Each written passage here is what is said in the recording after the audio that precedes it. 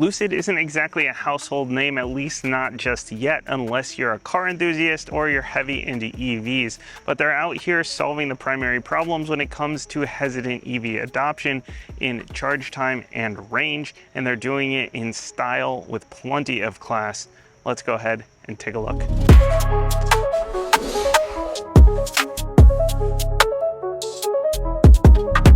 Lucid's first product offering, the Air sedan, comes in 4 different flavors. The base level is a Pure. It is a single motor rear drive. The rest are dual motor all-wheel drive.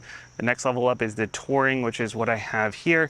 There's the super long range Grand Touring, and then the high performance Sapphire. The dual motors in my Touring tester combine for 620 horsepower, 885 pound-feet of torque. They'll get you from 0 to 60 in just 3.4 seconds. But if you prefer to feel physically ill or just make your passengers really uncomfortable, the 1,234 horsepower Sapphire will do the same deed in just 1.9 seconds. This car being a 2025, the 92 kilowatt hour battery in the Touring is rated to max out at 406 miles of range, minimum 361 depending on your wheel size. My tester has the smallest wheels, the 19s, so it is rated for that 406.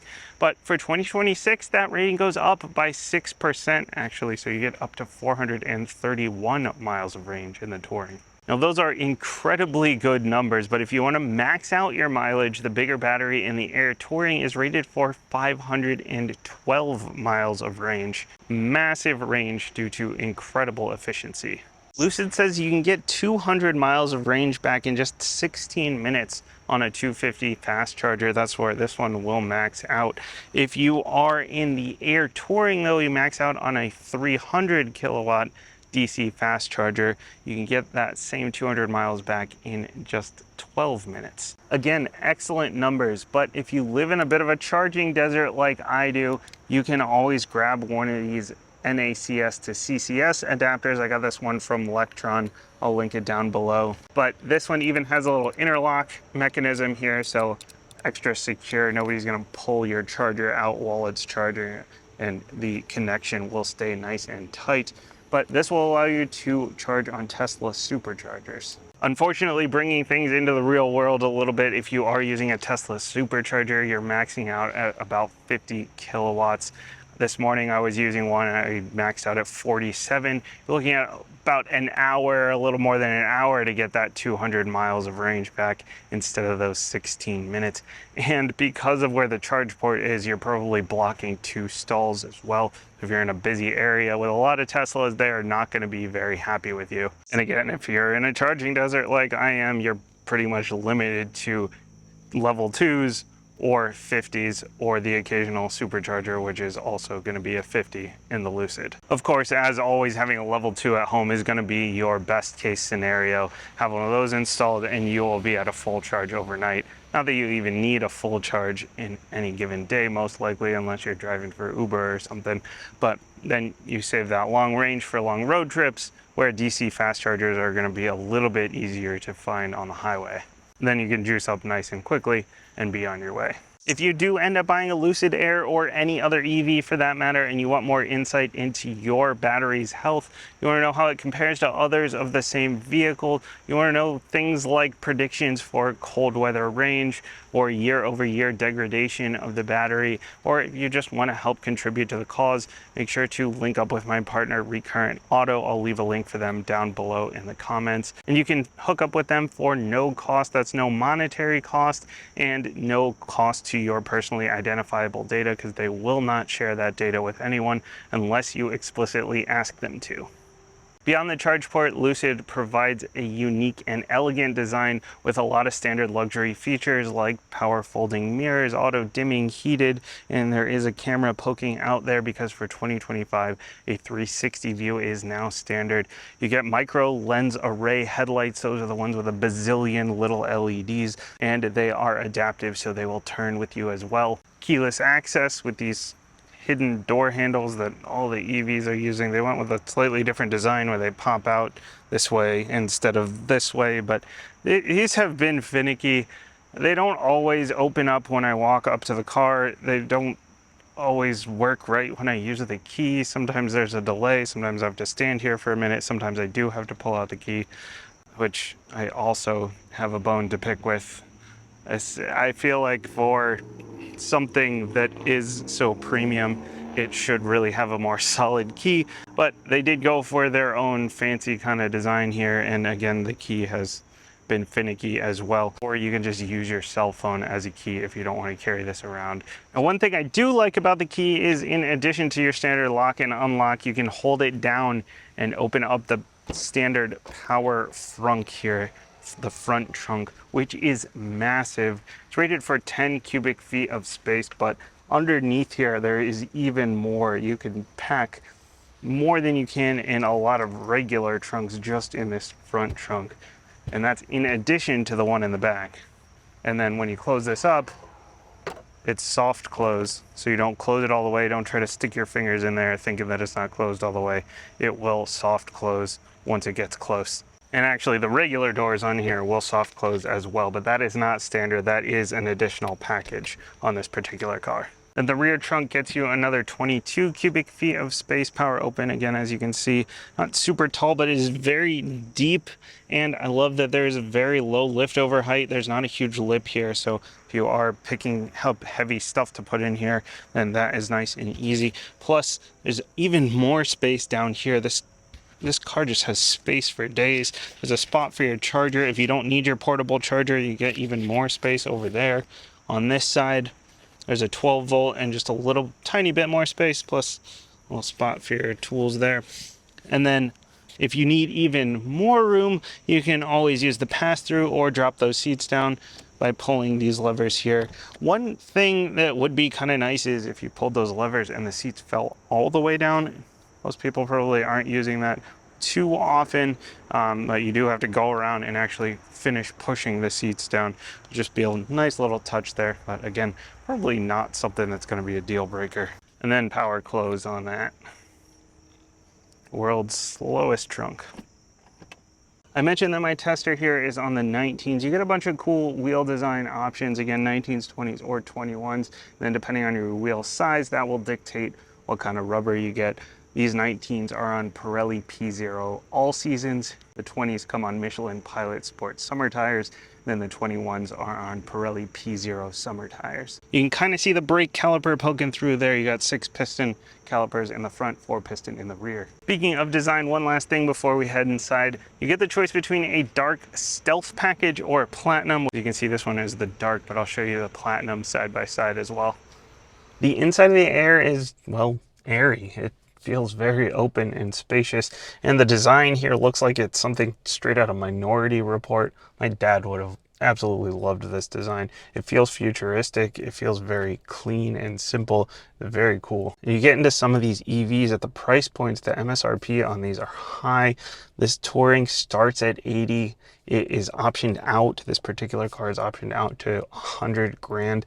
And a lot of times the EVs, it's tough to justify the price tag, but you get in here and this looks and feels like it can hang with an LS500, G90, an S-Class, you know, a lot of the other big sedans in this category, even the non-EVs, this interior feels like it can hang. You have the choice of a standard metal roof or a glass canopy.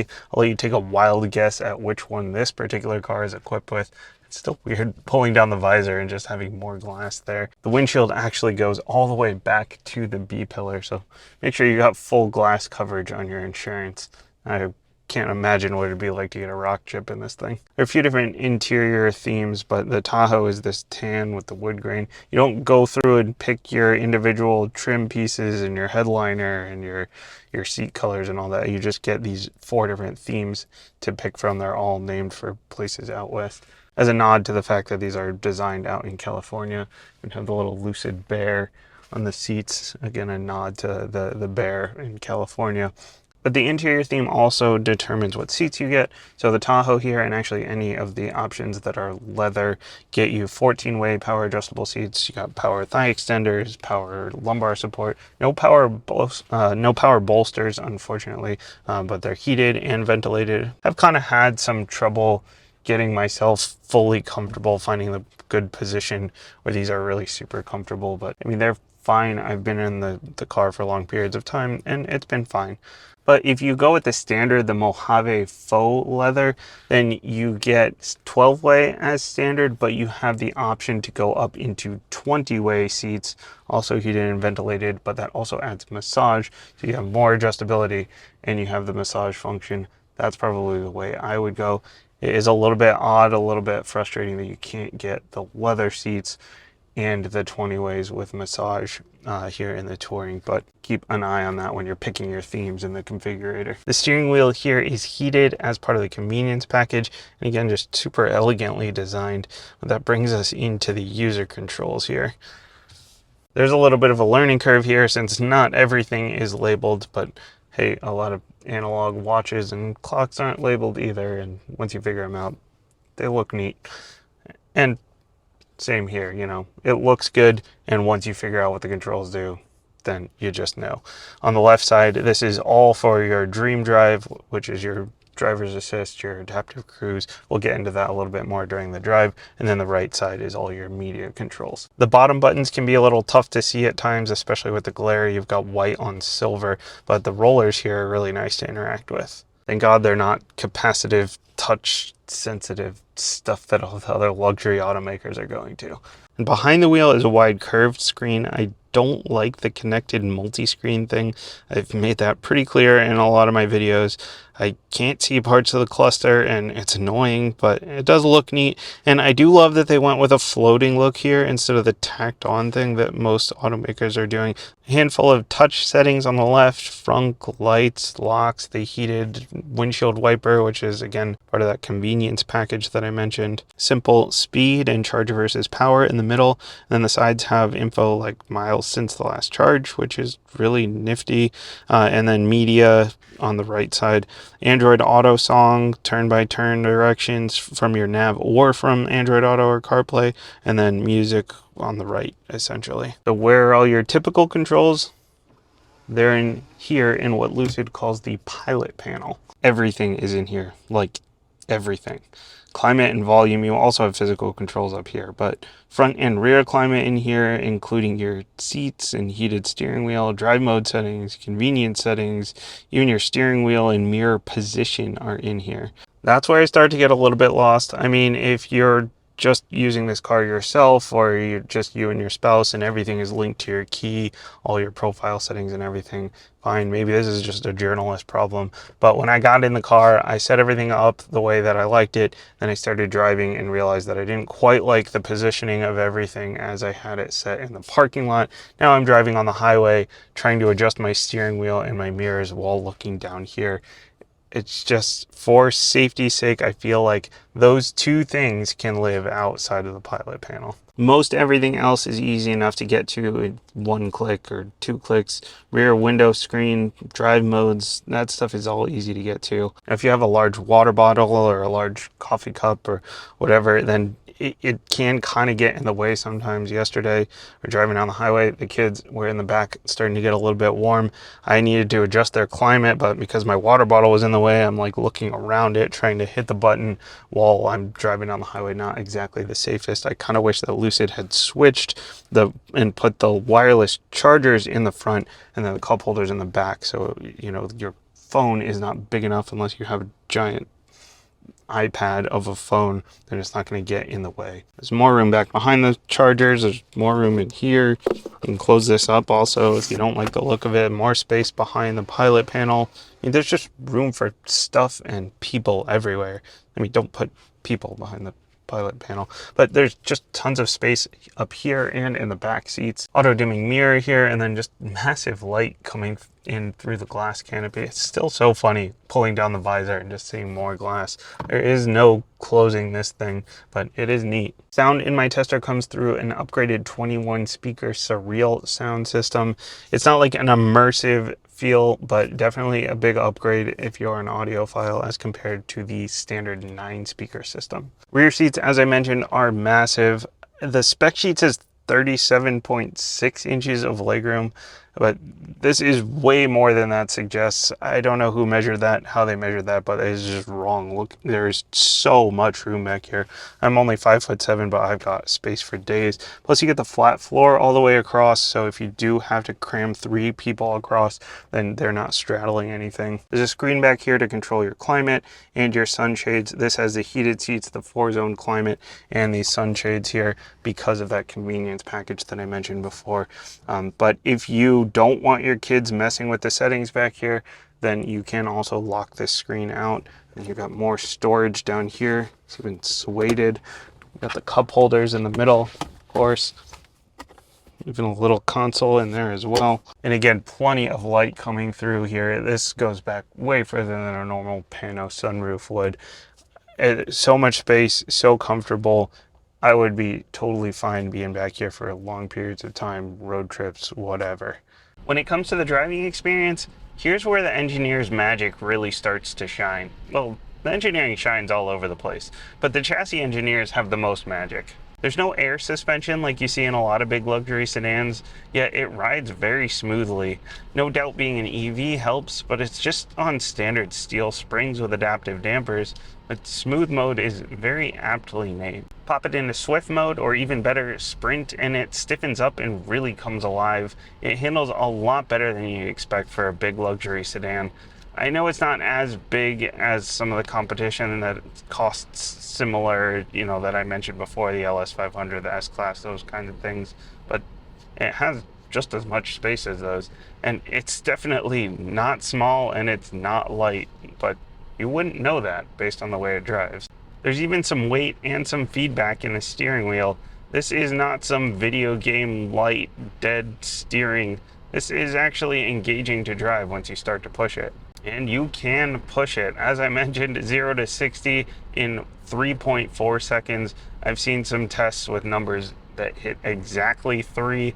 You have no problem hitting any gap you need, and it's smooth about it too when you put your foot into the accelerator. If you want to give up just a bit of that smoothness for quicker response on the accelerator, then that's again where those drive modes come in. I find that Swift is pretty much the Goldilocks here in terms of my daily driving. And every time you switch modes, there's a little pop-up to choose whether you want your regen braking to be off, standard, or in high mode. I really like the high setting. It is very aggressive as you start to pull your foot off the accelerator. It did take some getting used to, especially coming out of the EV6 I was just in last week, since the regen braking is tuned just a little bit differently. But once you get used to it, it's very nice. And as I mentioned in the last video, if you're not coming from an EV, if you're coming from gas-powered cars, you think, what's the big deal with one pedal driving? It's not that big a deal to have to press the brakes every once in a while, but it is pretty nice actually just using the one pedal. And then once you get all the way down to a stop, it'll auto hold for you as well. So it really truly is easy one pedal driving. In terms of the noise, it is mostly quiet in here. You do get a bit of that EV whir, definitely, and there is a little bit more road noise maybe than I'd like to see, especially once you get up to highway speeds.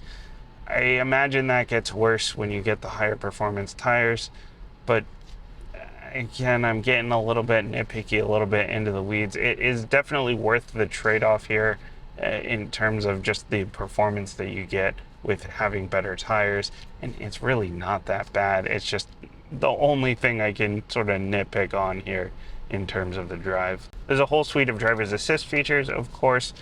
Lucid calls it Dream Drive, and you've got the front collision warning, the blind spot monitoring, rear cross traffic alert, rear pedestrian warning, all the emergency braking stuff. All of that has worked quite well. All the stuff that you expect in a luxury sedan at this price point here. Now that's the standard one, Dream Drive Premium, but if you opt for Dream Drive Pro, then you get a bunch of cool extra features like hands-free driving, adaptive cruise that works down to extended stop and go situations, traffic jam assist, and even a curb alert, which is neat, something I've never heard of. I don't know about you guys, but I hate curbing wheels. It's not something I've done often, but when I first got my GTI and I was first doing the daycare drop-offs when my kids were little, I curbed one of my wheels and I was so frustrated. Having that curb alert is a pretty neat feature. But the hands-free driving is really what you get this for. And this works very well, actually. It's a highway thing, is not something that's going to drive you around town. But it has stayed very well in the lane. It's done a good job of keeping with the curves. It's done a very good job of modulating speed. And it will kind of yell at you if you're not paying attention. It's a little bit overly aggressive in terms of yelling at you for that. Like if you go to take a drink of water, it can't see your face for a second, starts telling you to pay attention. It's good. I like that that's a feature that you can't just like go start looking at your phone and watching videos or whatever, and it'll make sure that you're still paying attention. Maybe it could be slightly less aggressive. But another cool thing about the system is if you don't like the gap that it sets, even if, like I have it all the way at the lowest gap, and sometimes here in the Northeast, I don't know about the rest of the country, but even if your gap is fairly small, people are very aggressive going in and out of the gaps. If you want to be on the accelerator and get a little bit of a tighter gap between you and the person in front of you, the lane change will continue to work. It has a lane change system where when you're in hands-free mode, you just hit the turn signal and it will perform the lane change for you. It's not like Super Cruise where it will decide when to change lanes. You do have to initiate it, but it does work quite well. Actually, I will nitpick one more little thing about the driving. When you hit your turn signal, you have a clear view into your blind spot, which is awesome. That's not something I'm nitpicking. It is a little bit laggy. It's not super high definition. Also, it is a little bit grainy. And the only reason I'm really mentioning that is because, again, I was just in the EV6. Hyundai, Kia, Genesis have been doing that for a while, where they have that camera feed in there, and theirs are very crystal clear. And plus the fact that just everything else in the cabin, all the rest of the screens and everything are very super crystal clear. So it just is a little bit off seeing that kind of laggy video that's a little bit grainy. But again, I realize I'm getting nitpicky. It's just for the price point and just based on how clear all the rest of the screens are. It'd be nice if that was a little bit closer in terms of quality. Lastly, while you're driving, I mentioned, I don't like having to adjust my steering wheel position and my mirrors through the pilot panel down here. I don't think that that's the safest choice. But if everything is going to be buried in here, everything is very thoughtfully laid out. All the rest of the controls, everything is 1 to 2 clicks, really. Everything essential and a lot of things that aren't essential that you just need every once in a while. Lucid has done very, very well. A lot of these other companies are switching to this system where just everything is in the middle. JLR does it, BMW is doing it. All these companies are moving everything into the big screen in the middle. And again, I don't love that everything's in there, but if it's gonna be in there, this is the way to do it. This is easily the best implementation that I've experienced, just because everything is so quick and easy to find. Ultimately, I've really enjoyed my time with the Lucid Air this week. I know I got nitpicky on stuff. I got negative on some stuff. I got a little bit into the weeds. It's just what I do. I always pick out the little flaws. But I think that, if you have a level 2 charger, you're going to be totally fine on charging, even if you are in a charging desert. And then if you're going on long road trips and stuff, you can find those 250s, the 350s, and get charged up nice and quickly. Even on a level 1, actually, I've been getting like 60 miles back overnight. So I can get my daily commute back easily overnight, even without having a level 2. So the charging thing, really not that big of a deal. The only thing that I think that would really bug me if I lived with this car for a long period of time is the door handles and the lock-unlock feature. Just, I have the key in my pocket, I walk up to the door, and sometimes it unlocks, sometimes I have to stand there and wait for a couple of seconds. And I don't know if this is just maybe this key is having problems, maybe the battery's dying. Maybe it works better if you have a key card. Maybe it works better if you use your phone as a key. If you own one of these, let me know down in the comments how the lock unlock feature is working for you, because I'm very curious about that. But beyond that, this car is very spacious, it's very luxurious, it's very well thought out, it's very comfortable, it's actually fun to drive once you start pushing it. And you can tell if you follow Lucid on social media, if you follow any of the people from Lucid on social media, the people that work there, you can tell that they just have a passion for the company, for technology, for driving. This is a car where, you know, they are pushing the boundaries of the charging, of the range, of the just the battery technology in general, and they are actually trying to keep driving dynamics while keeping it luxurious as well. And yes, it is expensive. Starts at 80,000. This one's optioned out to 100. You know, even the Pure, the rear wheel drive Pure starts at 70. It is not a small amount of money, but it can hang at that price point. And realistically, you can probably get them for cheaper, especially if you're looking at lease deals. Like with all the other EVs out there, look at the lease deals, because there are some killer deals on them. If I were looking for an EV sedan to live with daily, I mean, this would definitely be very high on my list. As always, let me know what you think about the Lucid Air down in the comments. Thanks for watching. I'll see you next time.